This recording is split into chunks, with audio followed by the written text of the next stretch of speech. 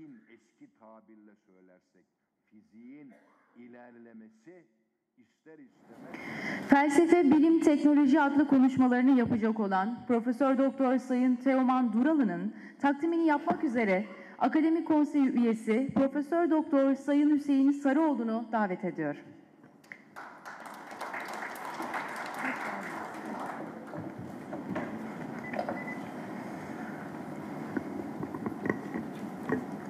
Sayın Bakanım, kıymetli Akademi Başkanım, Türkiye Bilimler Akademisi'nin çok değerli üyeleri, saygıdeğer misafirler, kıymetli basın mensupları, hepinizi hürmetle, muhabbetle selamlıyorum.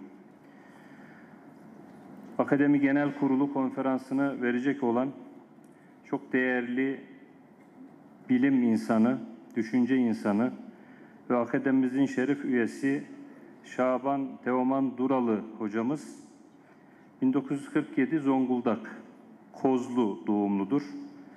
İlk öğrenimini Zonguldak'ta ve Ankara'da, orta öğrenimini Ankara TED Marif Koleji'nde tamamlamış. İstanbul Üniversitesi Felsefe Bölümünden mezun olmuştur. Talebe ve hoca olarak ilgi alanları mantık, eski çağ felsefe tarihi, yeni çağ Avrupa felsefe tarihi, Türk İslam düşüncesi tarihi, bilgi, bilim teorileri, karşılaştırmalar dinler tarihi, İslam dininin tarihi gelişimi, antropoloji, hücre fizyolojisi, insan fizyolojisi, anatomi, evrim, genetik ve bağlı birçok konu. Bu kısa bilgiler bile hocamızın nedenli, geniş bir vukufiyete sahip olduğunu veciz bir şekilde ortaya koymaktadır.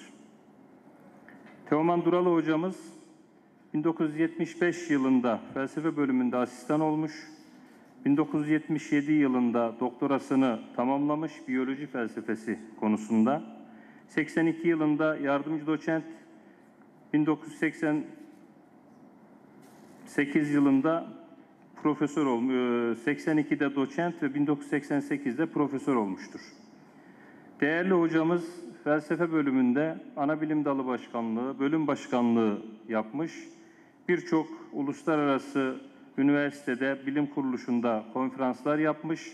Hocamızın öne çıkan bir özelliği de eskilerin rehletül ilim dedikleri ilim yolculukları çok meşhurdur. Değerli hocamız ilgi alanlarıyla ilgili 17 telif eser vücuda getirmişlerdir.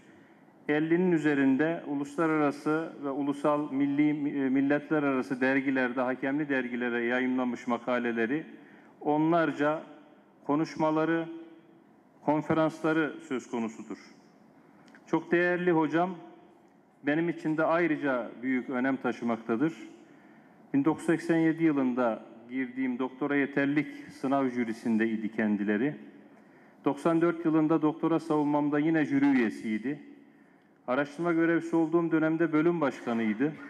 Ve kendisinden bu zaman zarfında gerçekten duruşu, vukufiyeti, samimiyeti, nüktedanlı, esprili kişiliğiyle bizim için de felsefe bölümünde çalışan genç akademisyenler için de bir rol model özelliği taşımıştır. Ben 49. TÜBA Genel Kurulu'nda kendilerini takdim etme onuruna erdiğim için de ayrıca kendimi bahtiyar addediyorum. Çok değerli hocamı konferanslarını vermek üzere kürsüye davet ediyorum. Buyurun efendim.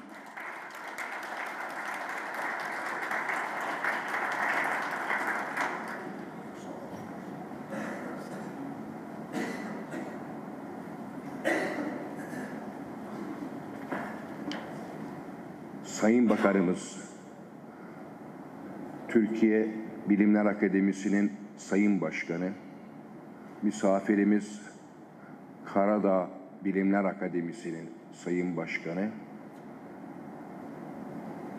çok değerli dostlarım, akademi üyeleri ve hanımefendiler, beyefendiler. Uzun bir konuşmayı gerektirecek çok çetrefil, çetin bir sorunu kısa bir sürede size arz etmek üzere buraya geldim. Hatalarımız affola. Daha peşin bunu hemen söyleyeyim. Bu kadar kısa bir süreye bunu sığdırmanın cambazlığını yapacağım. Efendim, insanlık 4 büyük kırılma noktasını yaşamıştır geçmişinde.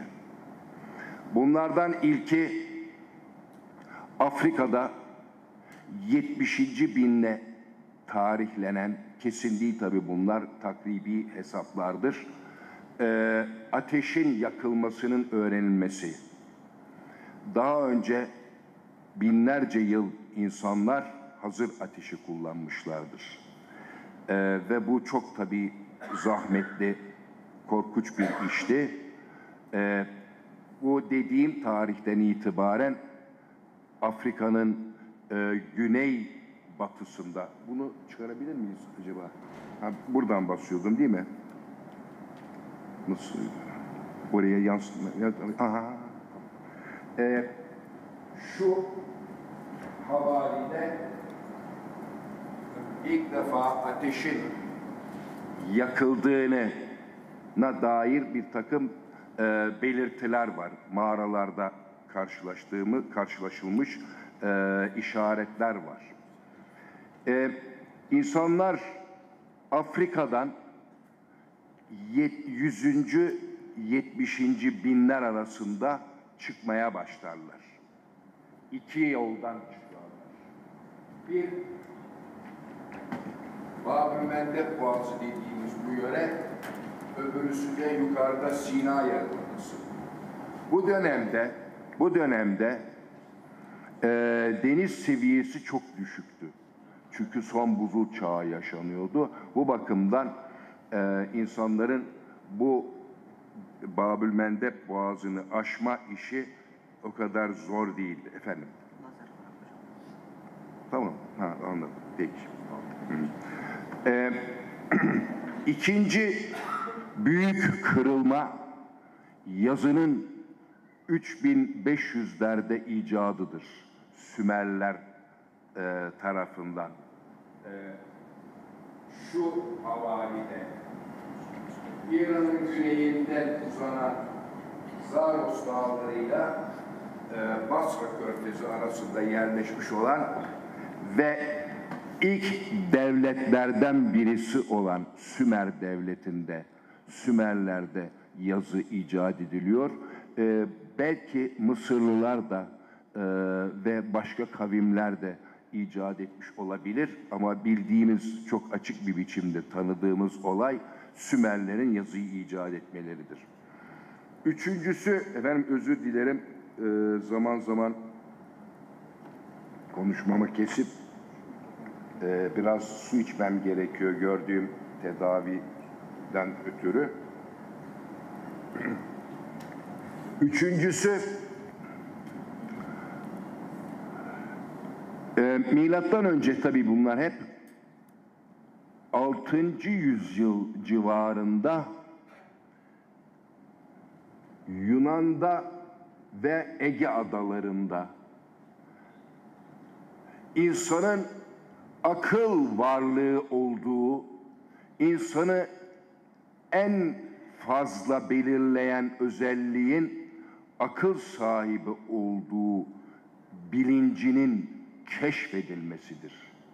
Bu bilince eriyor bazı düşünürler ve bu bilincin işlenmesi, işleme tabi tutulması tarihte yeni bir kurumun ortaya çıkmasını sağlıyor. Bu kurumun adı felsefe bilim olmuştur. Her ne kadar felsefe bilimin öncüsü, annesi, doğuranı hikmetse, bilgelikse de zamanla felsefe bu kendisini doğuran unsurdan, anneden diyelim, hayli uzaklaşmıştır. felsefe düşünmenin duygudan koparılmasını, ayrılmasını, tecrid edilmesini beraberinde getirmiştir. Olağan hayatın akışında duygu ile düşünme bir arada yürür. Felsefeyle birlikte, yani milattan önce 4. yüzyılda bir kurum olarak karşımıza çıkmaya başlayan ve kurucusunun Aristoteles olduğu felsefe, düşünme işini duygudan tümüyle ayırmış, ayıklamıştır ve akla bağlamıştır. Burada gel geç hevesler, duygulanmalar, heyecanlanma dışarıda bırakılıyor ve aklın işlenmesi manasına gelen, aklın kurallarını karşımıza çıkaran mantık baş etken olmaya başlıyor. Yani felsefe mantık tarafından idare edilmeye başlanır. Mantığın da kurucusu demin adını andığım kişidir. Biçimsel anlamda mantığın kurucusu. Bu kuralları, mantığın kurallarını dilden çıkarmaktadır ve dil yoluyla gerçekliğin nasıl araştırılıp ortaya konacağını bize bildirmektedir. Bizim her şeyimiz, yaşamımız, hayatımız dil üzerine kuruludur. İnsan bir dil varlığıdır ve bu dil kabiliyetini başka bir yerden almış değildir. Hayvanların çıkardığı sesler birbirleriyle haberleşmelerini sağlayabilir. Ama dil haberleşmeyi sağlamaktan da öte kavram yapılarını karşımıza çıkarmakla yükümlüdür ve kavram insana mahsustur. Felsefe bir kavram zanaatkarlığıdır. Kavramları işleme olayıdır. Ve bu kavramlar sağlamlaştıkça, sağınlaştıkça biz birbirimize bildirdiklerimizi daha rahatlıkla ve kazasız belasız iletebiliyoruz.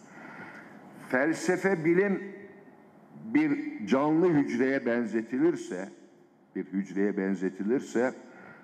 hücrenin çekirdeğini felsefenin en önemli kesimi olan metafizik teşkil eder. Burada hemen şunu da belirteyim, felsefe çok fazla hırsızlığa maruz kalmış bir yaratıktır. Çaldırdığı malların başında metafizik gelmektedir. Hemen burada belirteyim, metafizik aslında doğa araştırmalarının ötesi anlamına geliyor. Yunanca'da metafizika ve physis doğa demektir, tabiat demektir. Fizikede tabiatın araştırılmasıdır. Sonuçta metafizik tabiattan topladığımız, devşirdiğimiz, elde ettiğimiz maddelerin, malzemelerin işlendiği, anlamlandırıldığı mahaldir. Ve metafizik bu işlediği malzemeyi tekrar felsefe bilimin öbür yanına, öbür tarafına iade eder. Canlı hücreye benzetmiştik. Bu hücrenin merkezi, çekirdeği metafizik, duyargaları ise fiziktir. Yani doğa araştırmalarıdır. Dolayısıyla felsefe ile bilim bir bütünlük teşkil eder. Ta baştan itibaren bu böyledir. Tekrar ediyorum, doğadan alınan, devşirilen malzeme, ham madde önce bir işlemden geçirilir. ama nihai işleme uğradığı, işleme tabi tutulduğu yer metafiziktir. Filozof, bilim adamı bir bütündür. Günümüze değin yahut da çağımıza daha doğrusu değin, filozof, bilim adamı bir kişi üzerinde toplanmıştı. Ayrı ayrı kişiler değillerdi. Son büyük filozof bilim adamlarından biri mesela Albert Einstein'dır. Ondan sonra artık çağımızda kayda değer filozof bilim adamı göremiyoruz. Tekrar felsefe bilimin yapısına dönecek olursak, bunu kuran kişi, biraz önce andım, Aristoteles, felsefe bilimin ihtiyaçları karşılamak üzere çalışmadığını söyler. Bu çok önemli bir iştir. Çünkü insanlar hep ihtiyaçlarını karşılamak üzere iş görmüşlerdir.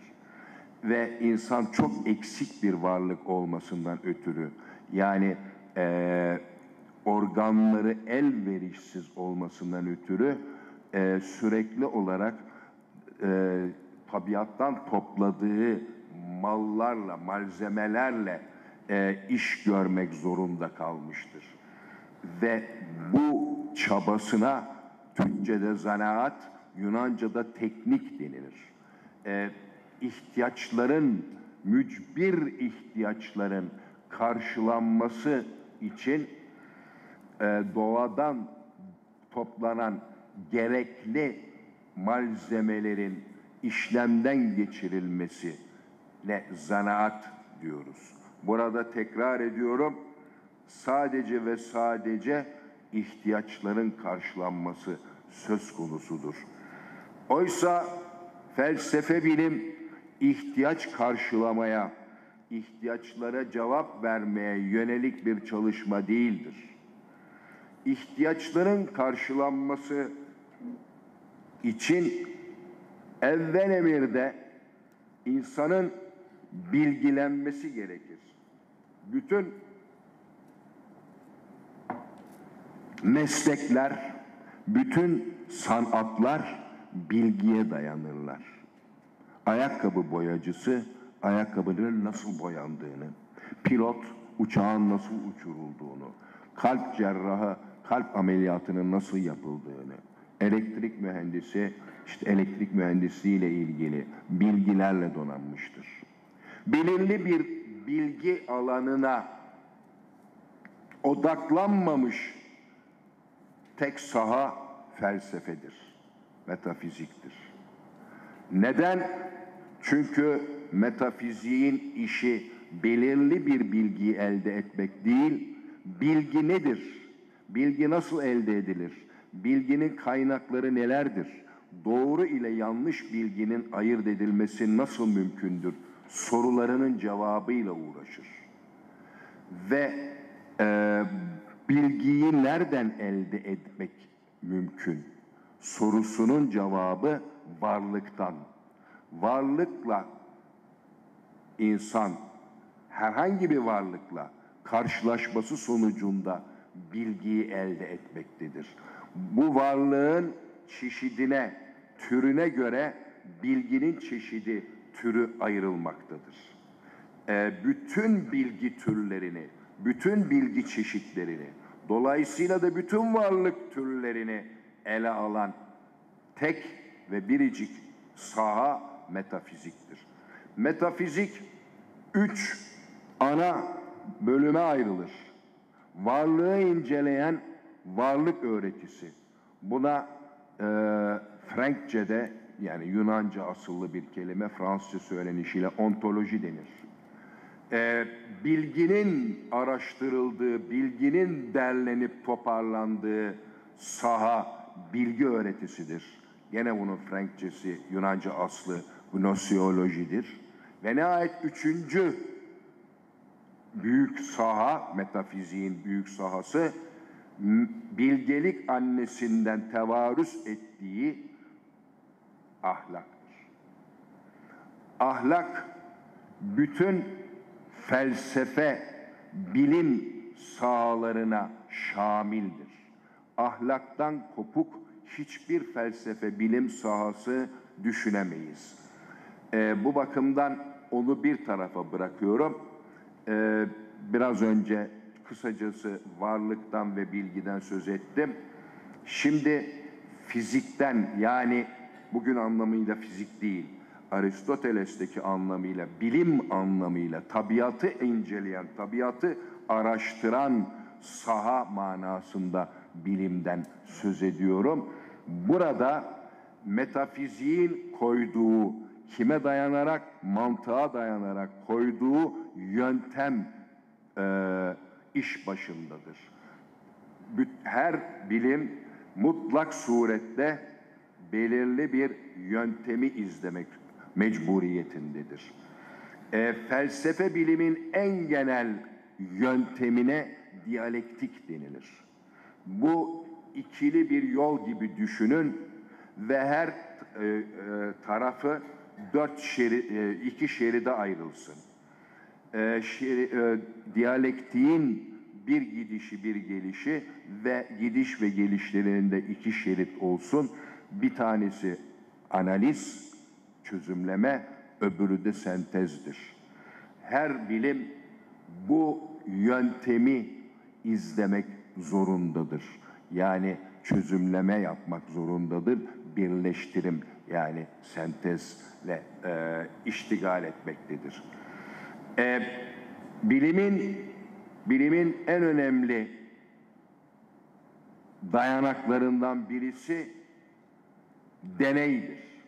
Çünkü bilim araştırmaya girerken belirli bir inancı vardır. Denetlenebilir, doğrulanabilir veya yanlışlanabilir cinsten olan inançlara varsayım diyoruz. Her bilim işe belli bir varsayımla başlar ve bu varsayımın yerinde olup olmadığını giriştiği deneylerle görür. Deneyin doğruladığı varsayım zamanla yasaların bir araya gelmesiyle teori oluşturulmaktadır. Bilimler şu durumda iki ana bölüme ayrılırlar. Özellikle klasik mekanikte, klasik fizikte iki ana bölüm görüyoruz. Denel fizik ve teorik fizik.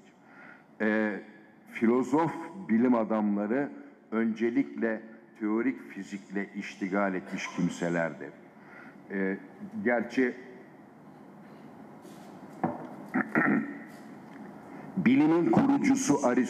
felsefe bilimin kurucusu Aristoteles fizikçi değildi. Organik varlık sahasıyla ilgileniyordu. Biyolojiyle daha adı konmamıştı o dönemde ama biyolojiyle iştigal ediyordu. Onunla uğraşıyordu. Ve biyolojide gözlemlerle iş görüyordu. Felsefe bilim belli bir süreden sonra, yani yaklaşık ortaya çıkışından 500-600 yıl sonra yeni bir sahaya annelik etmiştir. Kendisinden yeni bir uğraşı alanı türetilmiştir. Bu uğraşı alanı bugün teknoloji dediğimiz, fen dediğimiz sahadır. Yaklaşık 10. yüzyıl İslam medeniyetinde karşılaşıyoruz bu olayla. Nedir o halde bu fen? Yahut teknoloji, Türkçesiyle fen, Frankçesiyle teknoloji dersek, teknoloji yarar gördüğümüz konularda felsefe bilimin yönteminin uygulanmasıdır. Felsefe bilim yarar beklemez demiştik. Kullanışlı değildir demiştik. Teknoloji kullanışlıdır, yarar bekler. Tıpkı kim gibi? Zanaat gibi, teknik gibi. yarar bekler. Ama kimin yöntemini uyguluyor? Teknikte yöntem yoktu. Teknolojide yöntem ortaya çıkmıştır. İslam medeniyetinde önemli ölçüde teknoloji kendisini göstermemiştir. Çünkü ihtiyaç duyulmamıştır. Dördüncü büyük kırılma noktası, biraz önce başta bahsettiğim kırılma noktaların dördüncüsü, 18. yüzyıl sonunda İngiltere'de baş göstermiş olan sanayi devrimidir. İşte teknoloji bu dönemde, bu 18. yüzyılın sonlarında İngiltere'de sanayiyi ortaya çıkaracaktır. Teknolojiden bu karşımıza çıkacaktır. Neden İslam aleminde orada bulunmasına, icat edilmesine rağmen fazla yüz bulmuyor, iş görmüyor da 18. yüzyıl sonunda İngiltere'de, 19. yüzyıl başları İngiltere'de patlak veriyor bu. Çünkü yine felsefeden türetilmiş bir sistem olan ideoloji ilk defa İngiltere'de karşımıza çıkıyor. Ve bu ideolojinin adı, bu ilk ideoloji sermayeciliktir, kapitalizmdir. Ve sermayeciliğin çerçevesinde, uhdesinde teknoloji sanayiyi doğuracaktır. Teknolojiden yararlanılarak sanayiye geçilmektedir. Nedir sanayi? Doğrudan insan gücünün kullanılmadan, insan gücüne başvurmadan üretime geçilmesidir. Üretilmesidir. Üretim merkezleri ne fabrikalar denilmiştir. Teknoloji ortaya çıktıktan sonra her ne kadar felsefe bilimle arasında organik bir bağ olmasa da felsefe bilimin ilerlemesinde önemli bir yer tutar. Neden? Çünkü teknoloji yoluyla bilim araştırmaları, deneyler çok kolaylaşmış, rahatlamışlardır. Özellikle Yeni Çağ Avrupa'sının ortaya çıkışında, yani 16. yüzyılda biz teknolojiden yararlanılarak bilimde söz konusu olacak alet edevatla karşılaşıyoruz. Mikroskopla, gök dürbünle ve benzeri başka aletler ortaya çıkarak dünya hakkında, doğa hakkında mufassal bilgilerin edinilmesi imkanı doğmuştur ve bu gitgide artmıştır. Ama teknolojinin maksadı, teknolojinin gayesi bilimi ilerletmek değil, biraz önce söylediğimi tekrarlamak bahasına gündelik mücbir ihtiyaçların karşılanmasına yönelikti. Burada tabii bilim de kendi payına düşeni almıştır. Bilimin, yani fiziğin, eski tabirle söylersek fiziğin ilerlemesi ister istemez metafiziği de geliştirmiştir. Ve kurucusu Aristoteles'ten 20. yüzyılın başlarına değin metafiziğin dev adımlarıyla ilerlediğini, geliştiğini, bize dünyayı, insanı değişik veçelerden yansıttığını söyleyebiliriz.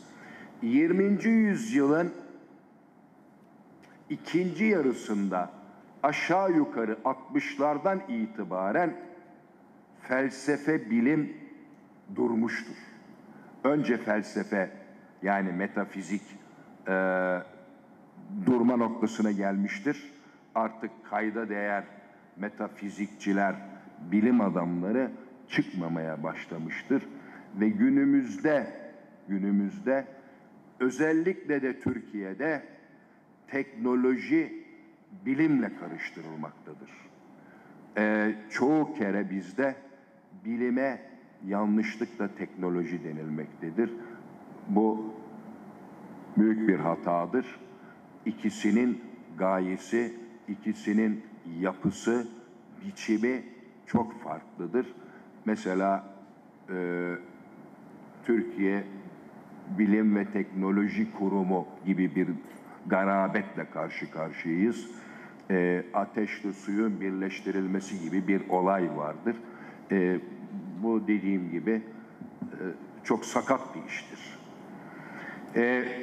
Bilim, felsefe bilim daha doğrusu yeniden canlandırılabilir mi, diriltilebilir mi bilmiyorum tabii ben müneccim değilim. Bu konuda pek bir şey söyleyemem. Ama teknolojinin dev adımlarla felsefe bilim olmadan da ilerleyeceği muhakkaktır. İyi midir, kötü müdür? O da başka bir konuşmamın konusu olsun. Efendim beni büyük bir sabırla dinlediniz. Çok teşekkür ediyorum. İnşallah lafı çok uzatmadım. Sağ olun. We have to see relation between those three pillars, not to sell how, for example, vehicles are, sustainable. Challenges We Have to Face adlı konuşmalarını yapmak üzere Karadağ Bilimler ve Sanatlar Akademisi Başkanı Profesör Doktor Sayın Mumir Curović'in tanıtıcı konuşmalarını yapmak üzere Akademi Başkan Yardımcısı Profesör Doktor Sayın Ahmet Nuri Yurdusev'i davet ediyor.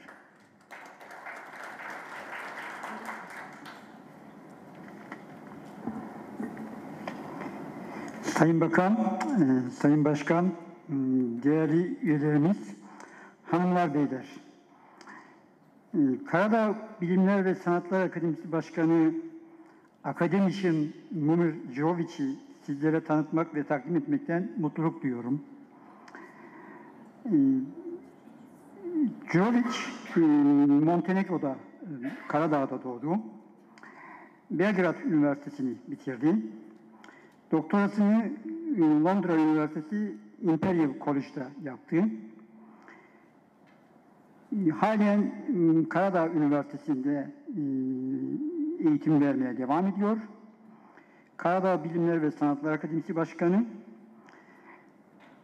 Ana çalışma alanı elektromanyetik, elektrikli makineler ve enerji.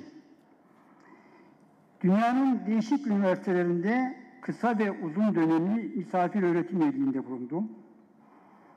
Bunların sayısını sayarsam çok uzar ama iki tanesini anmak istiyorum. Uzun dönemli misafir öğretim üyeliğinde bulunduğu ilk üniversite University of California, Los Angeles ve University of Cambridge. 25'ten fazla kitabı var. 250'den fazla makalesi var. Ayrıca özel sektöre de değişik şirketlere danışmanlıklarda bulundu. Dünyanın önde gelen şirketlerine. Westinghouse, Crompton Greaves, Alstom, Ferranti bunlardan bazıları. Bunun dışında dünyanın değişik ülkelerinde çeşitli akademilerin uluslararası, harici ya da muhabir, her akademinin kendine göre tanımlamaları var, üyesi. Sadece Karadağ Bilimler ve Sanatlar Akademisi'nin değil, çeşitli ülkelerdeki akademilerin üyesi. Şöyle dünya haritasına bakacak olursak, Rusya'dan Katalonya'ya kadar çizeceğimiz bir çizgide, Avrupa'nın güneyinden Rusya'dan Katalonya'ya kadar çizeceğimiz ülkelerdeki bütün ülkelerin neredeyse hemen hemen hepsinin akademisinin harici üyesi. Ayrıca World Academy of Arts ve European Academy of Sciences and Arts'ın da üyesi. 13 tane akademide şimdiye kadar dünyadaki 13 tane akademide konferans vermiş. Dolayısıyla bizim akademimizde vereceği konferans 14.'sü oluyor. Ben kendisini, Mumir'i 3 yıldır tanıyorum. Bu 3 yıl içerisinde 5 farklı uluslararası toplantıda beraber olduk. Şimdi biliyorsunuz Karadağ küçük bir ülke. Küçük ve şirin bir ülke. Çoğunuz gitmişsinizdir. Ben de yakında gittim. Bu küçük ülkenin akademisinin kelimenin her anlamıyla büyük bir başkanı var. Şöyle söyleyeyim, bir uluslararası toplantıda Mumir'le beraber olursanız ve o toplantıda da bir sürü insan vardır. Sonra o toplantıdan çıktığınızda, döndüğünüzde o toplantıyla ilgili aklınızda yer eden 3 tane simayı, 3 tane şahsı düşünecek olsanız birisi mutlaka Mumir'dir. Bunu bizzat tecrübe ettiğim için söylüyorum. Tabii bu aklınızda nasıl yer eder? O toplantıdaki katkısıyla. O toplantıdaki katkısıyla şöyle ki toplantının gündemine hakimdir. Toplantıda dile getirilecek olan konular ve kararlarla ilgili mutlaka katkıda bulunur ve bu genellikle de dikkate alınır. Yani somut örneklerini burada tekrarlamama gerek yok diye düşünüyorum. Biraz önce bahsettiğim kendi çalışma alanının dışında geniş bir ilgi alanı da vardır. Ve bu geniş ilgi alanı çerçevesinde de bize kendisi Challenges We Have to Face başlığı altında hitap edecekler. Mumir, it's very nice to have you here. And I'd like to invite you now to address General Assembly.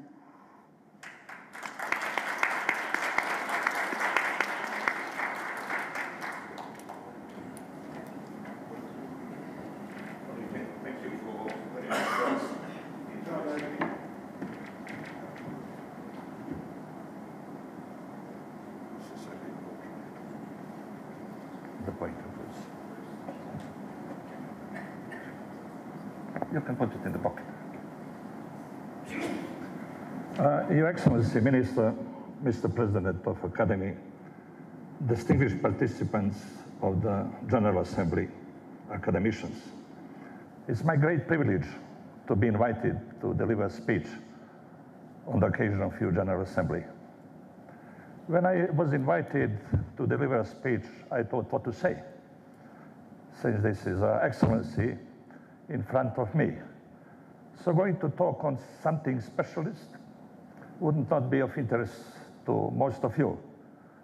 So I have decided to talk on the problems which are faced with in 21st century, which are threatening this civilization to disappear, and probably to show some possible solutions. So let me start with a very well-known saying of Mahatma Gandhi, which I'm not certain is any more valid, since he told that somewhere at the beginning of the last century, when the situation was completely different. That's roughly, no, sorry, where is the pointer? How do you use pointers? Sorry about this. Can you come back? No. Sorry about this. Next. This is problem of 21st century technology. I want to go back. Okay, furthermore.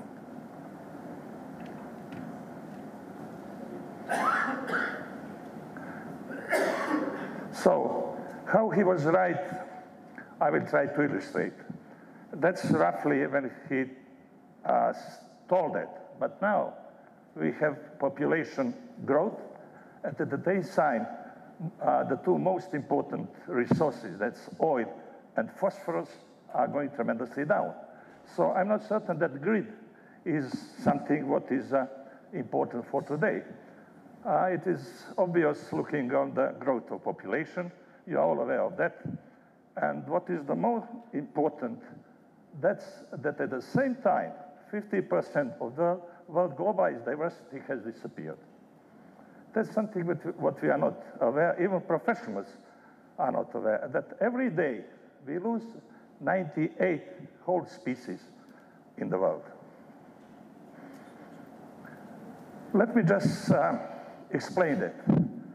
The top diagram shows terrestrial, freshwater, and marine species.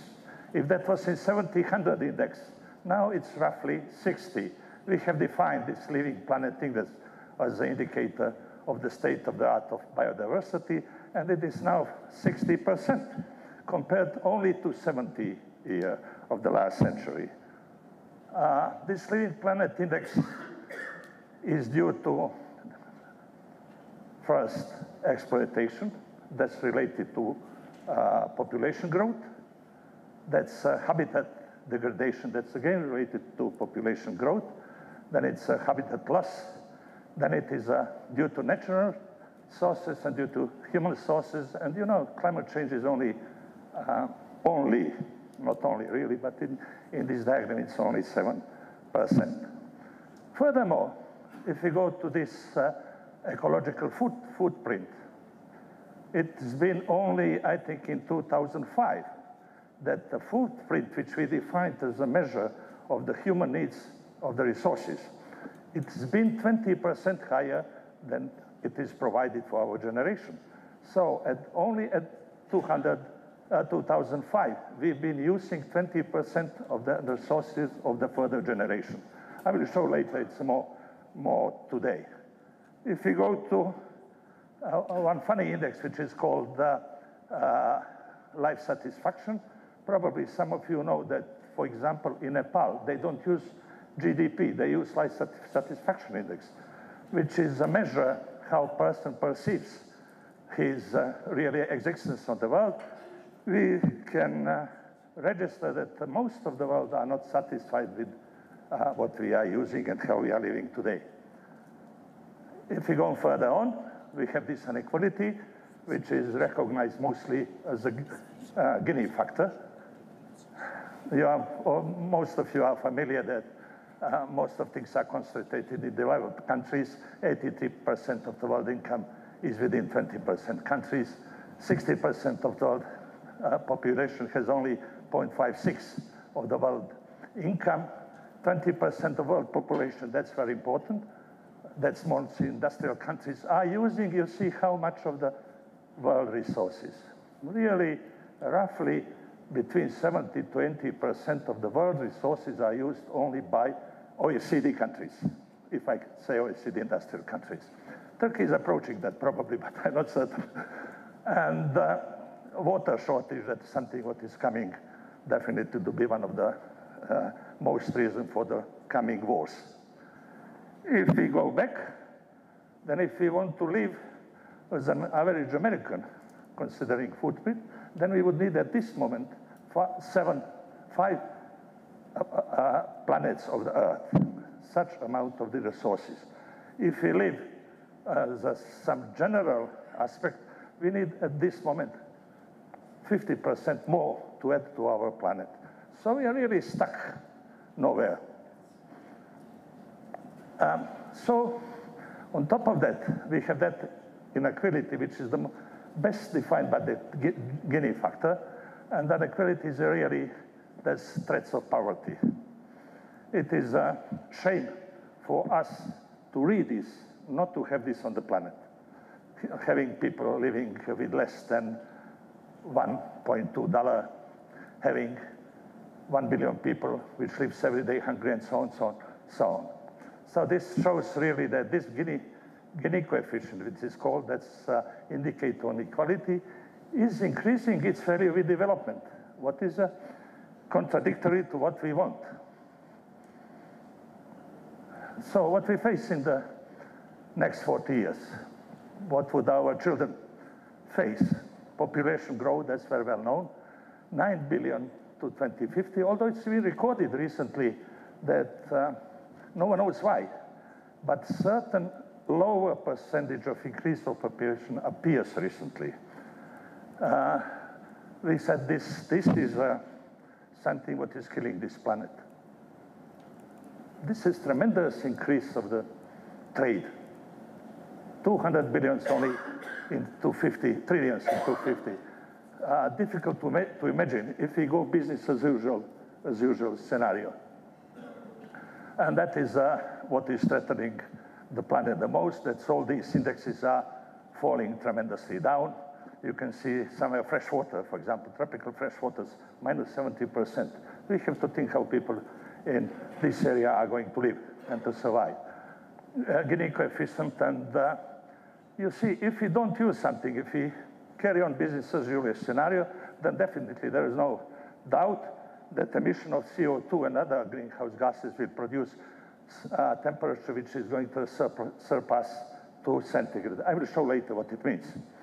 And certainly, we are more and more conflicted today with the human as a being and with the science and technology as a human product. And that is one of the greatest threats to existence of the human race. Recently, XQ has shown this very nice diagram. I like it the most. That's what we might expect in another 20 years. One side is a nationalism. I would say nationalism is not only ethical nationalism, it might be religious nationalism too. And on the other side, globalism. No one knows what is going to win. Both of them have benefits and threats. So we are experiencing, even these days, that globalism is fighting nationalism or vice versa. Nationalism is fighting globalism. Personally, I think since the Earth is the closed system, limited system, we don't have a space for anything else than to globalize it. That's not only my opinion. And as you know, many people are talking now that we entered fourth industrial revolution. This is just to illustrate you something. Fourth industrial revolution has moved, as you know, from production to services and to mind. That's generally the topics which it is defined, but this is a very interesting. That is all artificial world, which is showing tremendous increase. I think it's called in English fallibility. Living in somewhere which is not real. And that is, as you see, new data. Our kids, as you know, even in this room, if I stop talking, most of the people would try using telephones and mobiles and so on. So that is something, that is a new generation. So we really have gone through a tremendous radical transformation of society from 1 billion to 7 billion, from 3% urban population to 49, even higher population every day in cities, although it's been recorded in high developed countries recently that urban population has slightly started going back to country. But that needs money, that's a problem. Life expectancy, although life expectancy has been recorded, we live ill. Health life expectancy hasn't increased tremendously. That's probably people from medicine know that very well, but we are living sick and we have extended our life.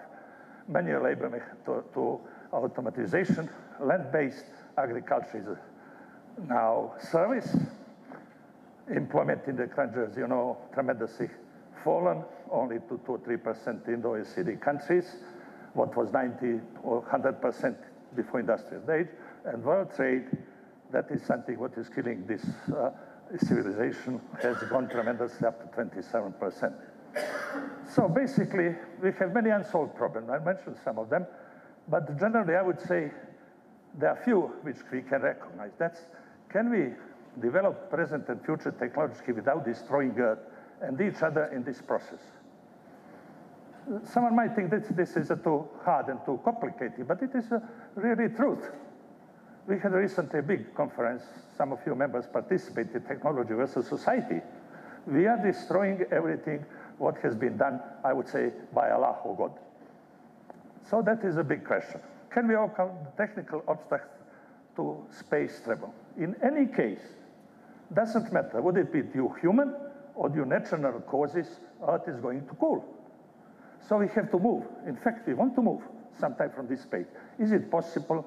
That's a big question.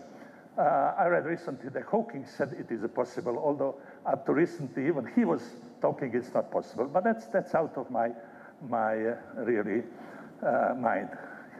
Can we understand and control diseases? Diseases has become a bigger problem with migration, or I would say with mobility. migration is probably extreme mobility, but with mobility. And each second, now we have millions of the people in there. We are not aware of that. 1 million or 2 million people are moving. And diseases have become a bigger problem than it used to be. Can we resist the primitive forces in human life? That's our spirituality and our history. And will government tolerate sciences in which everyone would be a personality, individuality? I'm not certain that that is going to be. I'm not certain that this is possible. Might be, we would be happy if it is, but it is not.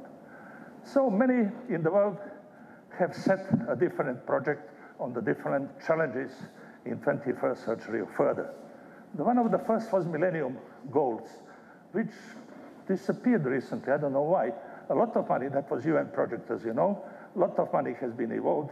Hundreds of institutions worldwide are working and producing good results, and they recognize 15 different issues. Personally, I recognize sustainable development. I recognize the problem of energy. This is too sensitive. Problem of energy.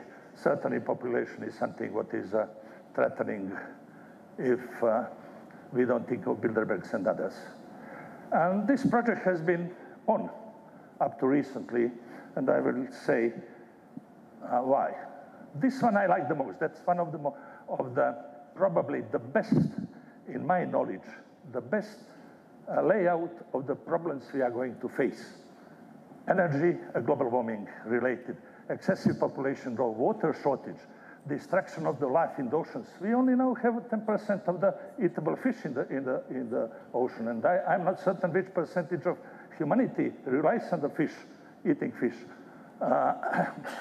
The spread of diseases, pandemic AIDS, and other extreme poverty, growth of shanty cities. I haven't been around Istanbul.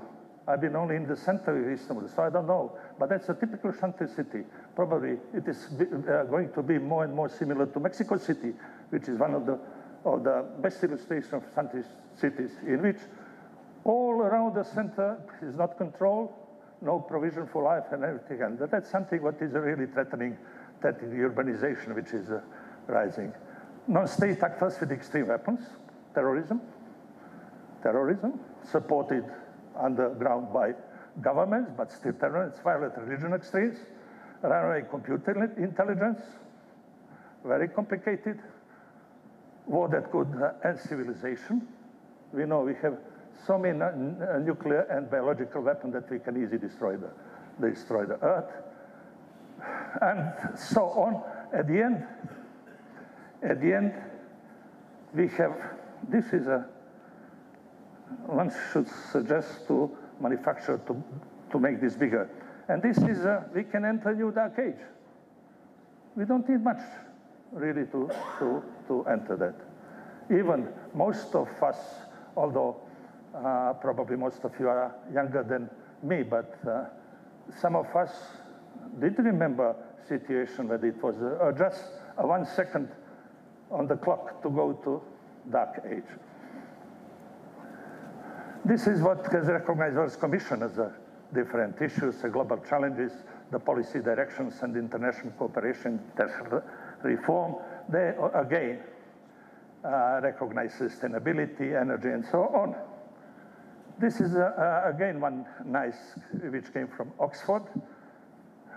Again, similar things: energy, sustainability, efficiency, effectivity with globalism, protecting biosphere, and so on.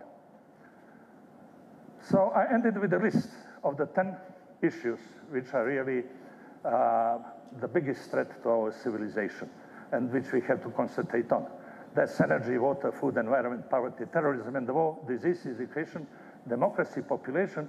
And what is becoming more and more important, that's our mind and our spirituality. When I say our mind, then I mean on science, not so much on arts.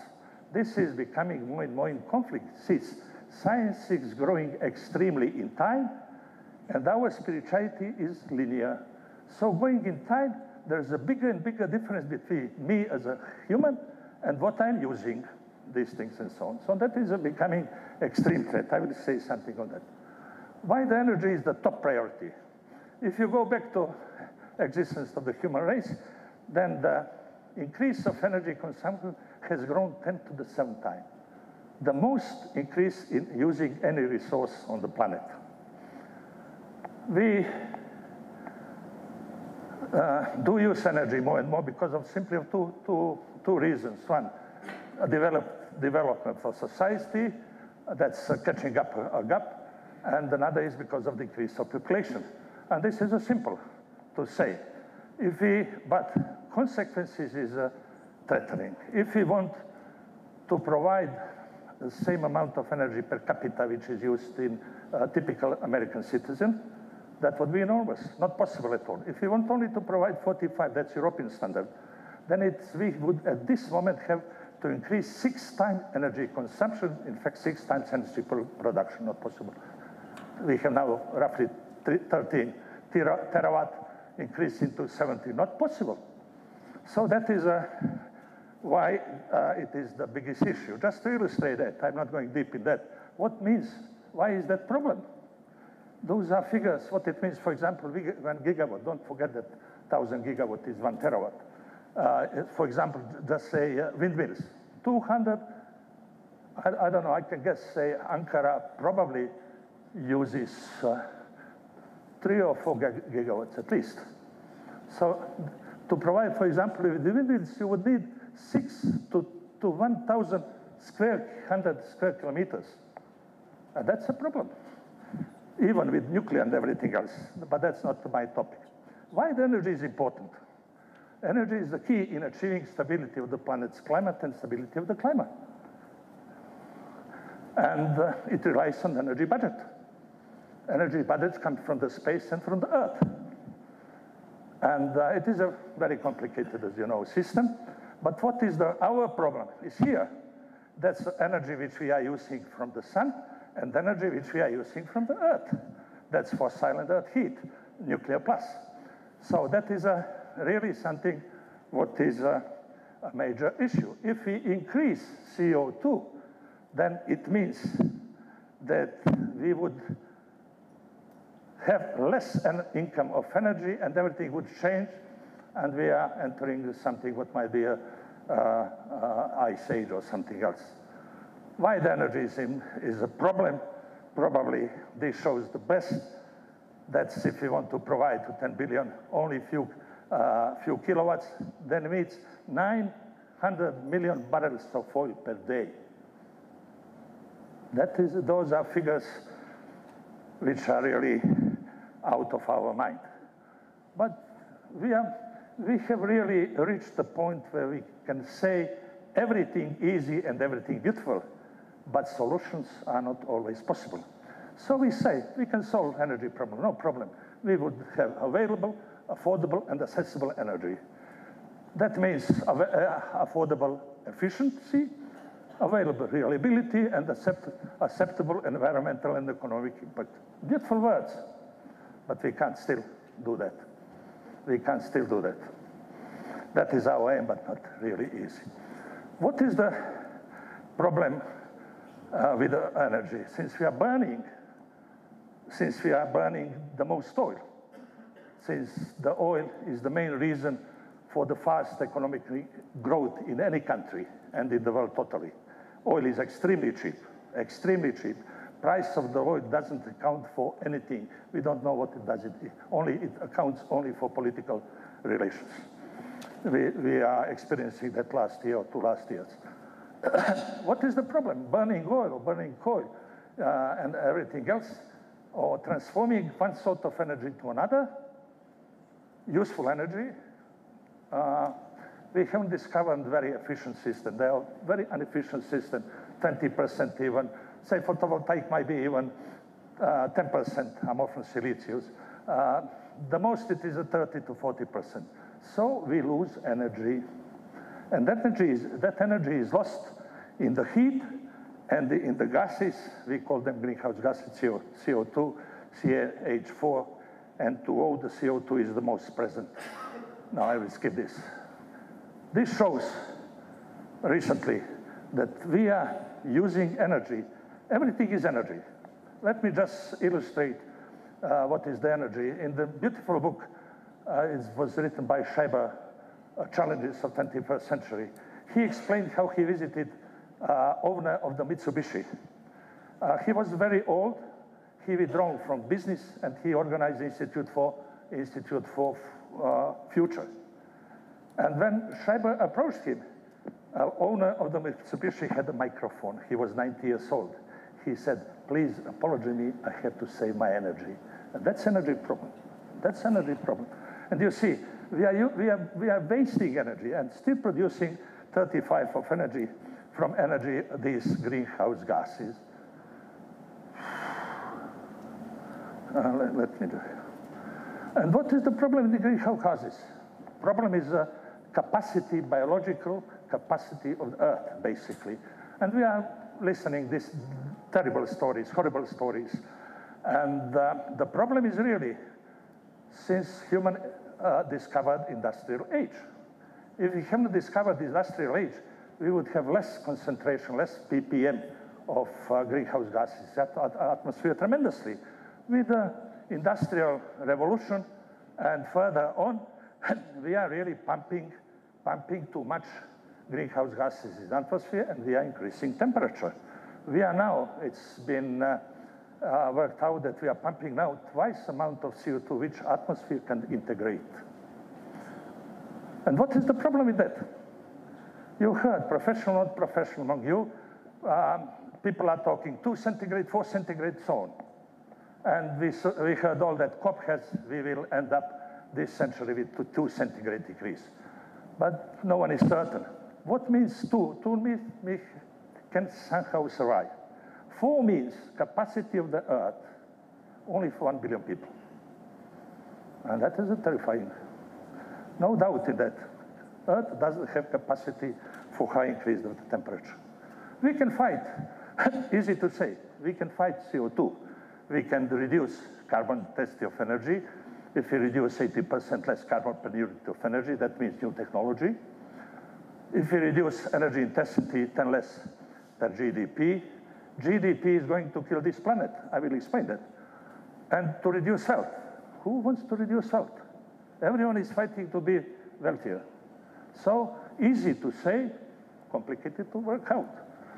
In COP, you know that's the Paris meeting, it's been said greenhouse emissions should be reduced 40 to 70% up to 250, and compared to 210. Net zero greenhouse to 2100, and already many institutions are saying this can't happen. Starting from Harvard, MIT, this can't happen, although 150 presidents of say signed it.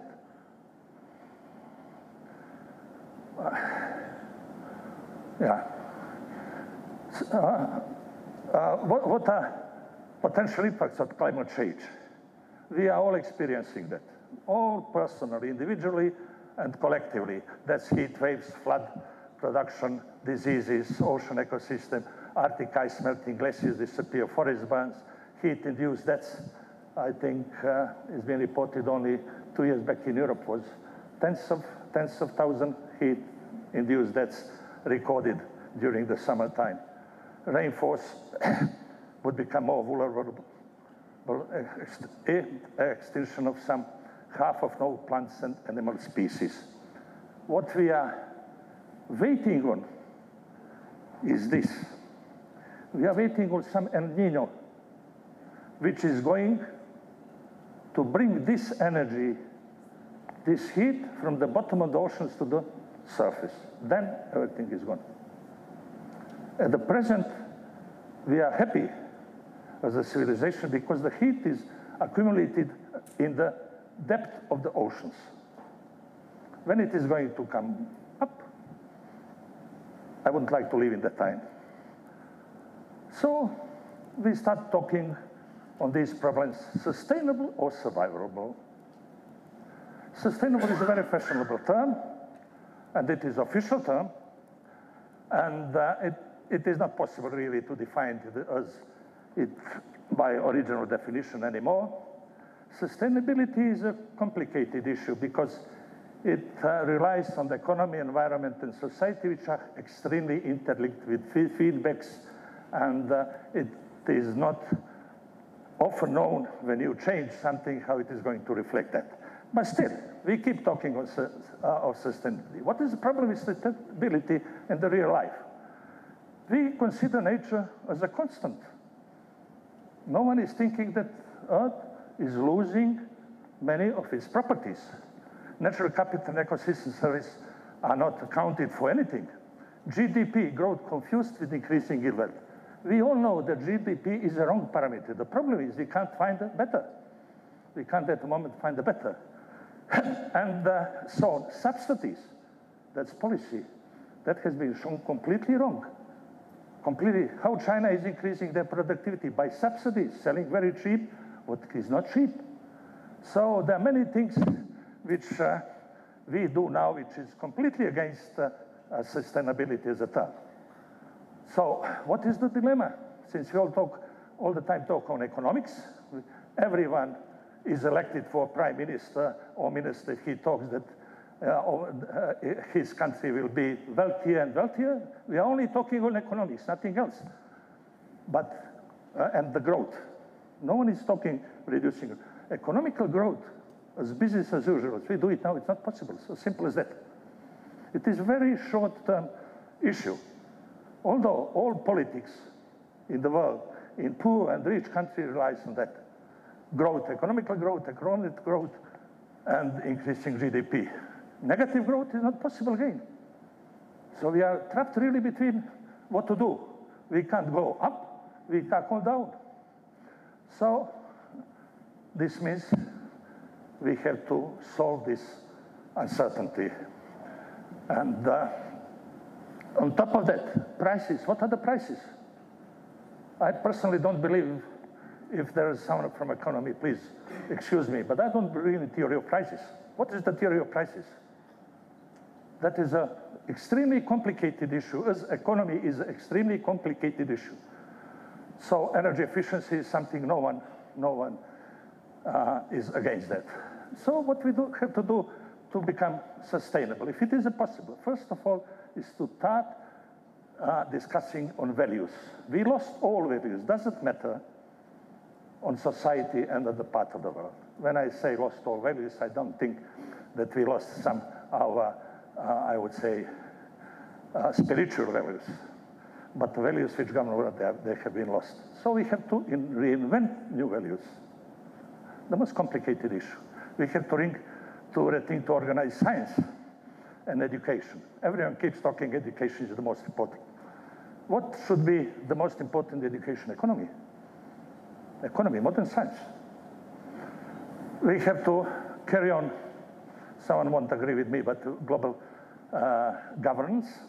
We know that already we have a sort of global governance, or at least intention to do that.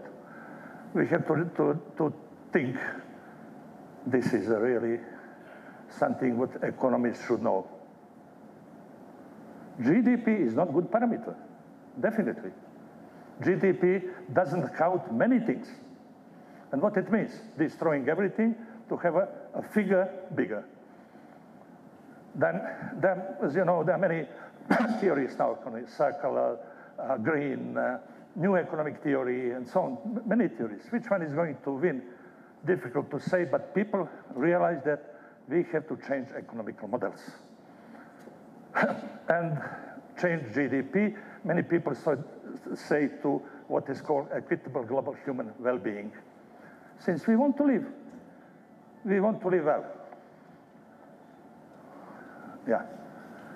Let me just point out a few things. Sustainability is used for everything. Even this General Assembly is sustainable. There is no issue in our life which we don't say is sustainable. That is a big threat to real sustainability. Real sustainability is not sustainability of everything. So I've written just here a few observations why it is not good to use sustainability for everything. we have to see relation between those three pillars, not to say how, for example, waiters are, sustainable, or I as a scientist sustainable. So really we have to stop talking on sustainability. At the last General Assembly in Oakland, I was the one who objected to sustainability and suggested observability. Since we really are entering an age in which we have to think how to survive. Would we survive because we are sustainable or not? That's another issue. But we have to think how to survive. And we have many problems in that. The major ones is the climate change and energy decline. Easy to say how to solve that. Solar energy problems, and we must massively reduce absolute consumption of environment. That's not fashion, since environmental movement is very fashionable in the world, in Turkey too, everywhere. But that is not fashion, that is a real need. So how we can do that? Again, writing easy. If I'm in power, if I'm minister, I would know how to do that, but I know how to tell it. That's, first is conservation. We have to do everything to maximize energy efficiency and minimize energy use. Using our power, human power, for something, not using electricity or something.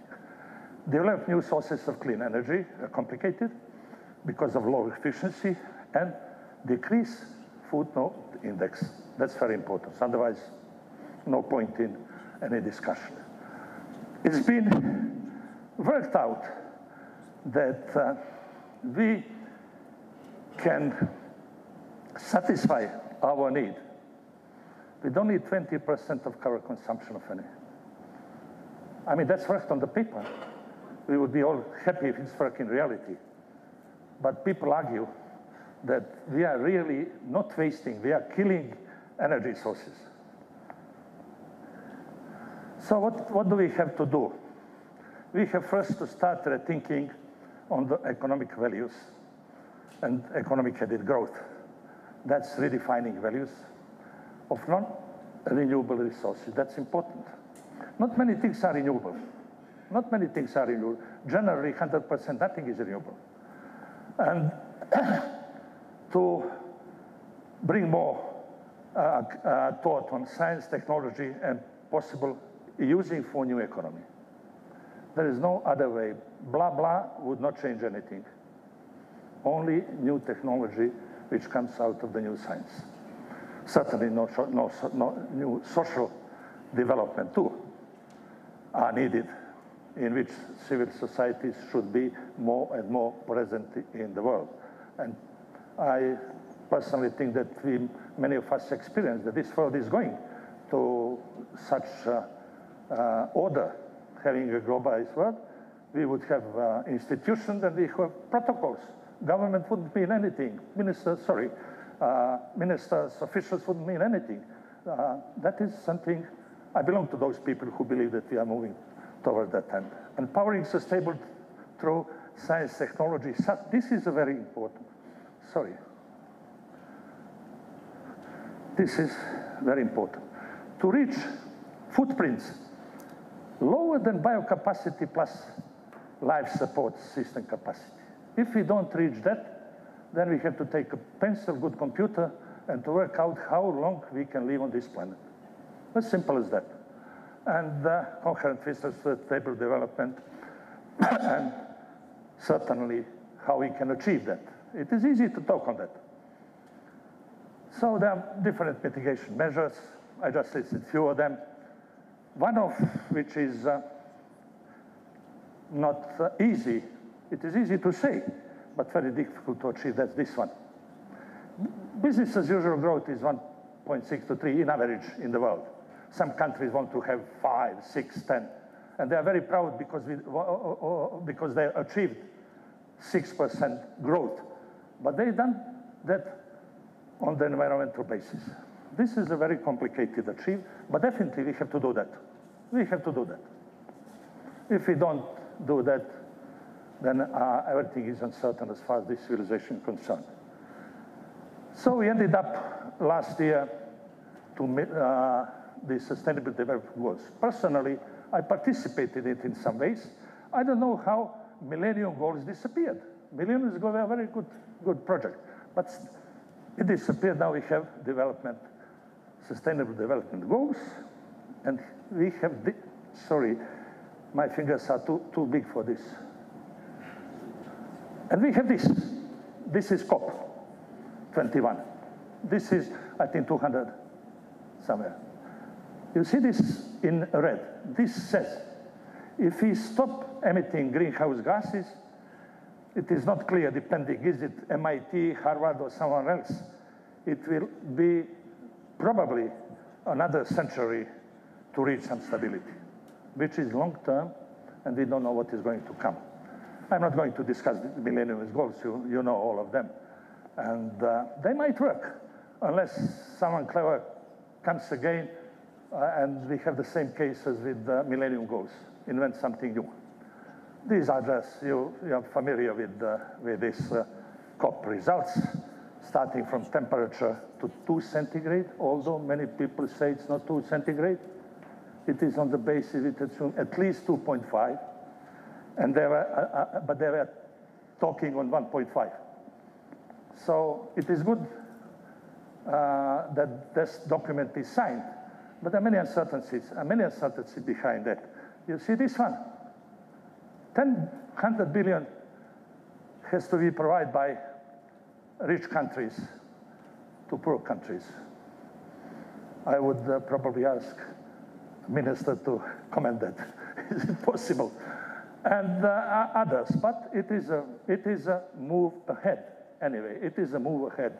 Everything depends on politicians, unfortunately, but we all hope that it is going to do. And this returns us back to really science, technology, and society relation. And the topics relating sustainable development growth, we have to attack the most, from disaster risk, climate, urban issues, city urban security, poverty, to climate change. And we hope that there would be enough money, Mr. Minister, even for Turkish scientists, to do research and for prosperity of Turkey. And let me come closer to them. Whatever what I talk or we talk, we come on one side science, on another side market economy. And science is trapped between two things. Everyone in free market economy asks science to improve GDP, generally, to improve efficiency, to improve productivity, and so on. On another side, some other people are asking science to invent things such that we reduce footprint or ecological use of resources. So this is a conflict which is not easy to solve unless economically it has been solved, and politically. At the same time, we do live in what we call free economy system, which basically relies on,